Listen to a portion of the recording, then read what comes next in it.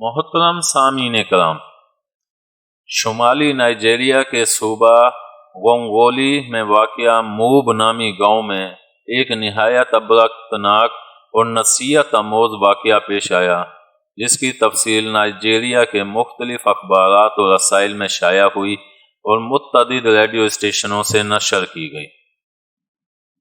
تفصیل اس طرح ہے کہ عمر گیمو نامی ایک شخص جو پیدائشی طور پر عیسائی تھا، لیکن مسلمانوں کی اخلاق، سیرت و کردار اور حسن معاشرت سے متاثر ہو کر اسلام قبول کر لیا تھا، اس کی حرمہ نصیبی کے زیور اسلام سے آراستہ ہونے اور عرصہ دراز تک اسلامی زندگی گزارنے کے بعد پھر مرتد ہو گیا اور مسیحیت کا علم بردار اور پرجوش خطیب و مبلغ بن گیا۔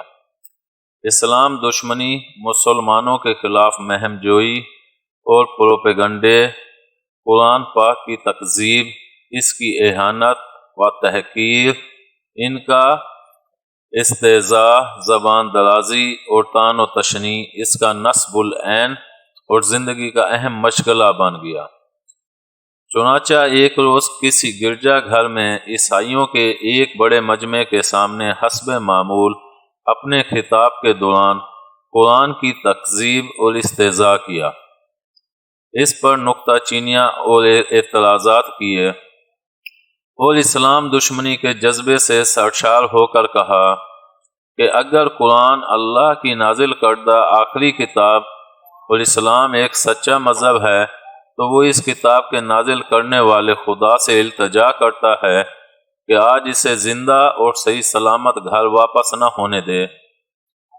قدرت الہی کی کرشمہ سازی کے کلیسا سے نکل کر گھر جاتے ہوئے راستے کے ایک چھوٹے سے نالے کو پار کرنے کی کوشش کی، مگر پار نہ ہو سکا، نالے میں گر کر مر گیا۔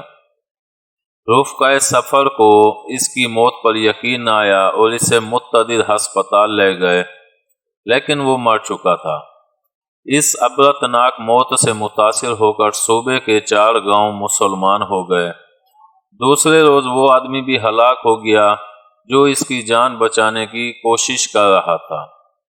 اسی قسم کا ایک اور واقعہ اسی صوبے کے ایک گاؤں میں ایک سفید نامی عیسائی مبلغ کے ساتھ پیش آیا، جس نے قرآن کا ایک نسخہ جلا کر اس کے ساتھ اہانت آمیز اور گستاخانہ سلوک کیا تھا، جس کی سزا میں اس کے دونوں ہاتھ جل گئے تھے اور اس کے بعد کافی علاج و معالجہ ہوا، لیکن وہ جانبر نہ ہو سکا۔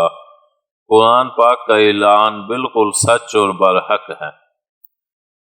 امید ہے آپ کو ہماری یہ ویڈیو پسند آئی ہوگی۔ پسند آنے کی صورت میں لائک کریں، کومنٹ کریں اور شیئر کرنا مت بھولیں۔ ملتے ہیں اگلی ویڈیو تک، اللہ حافظ۔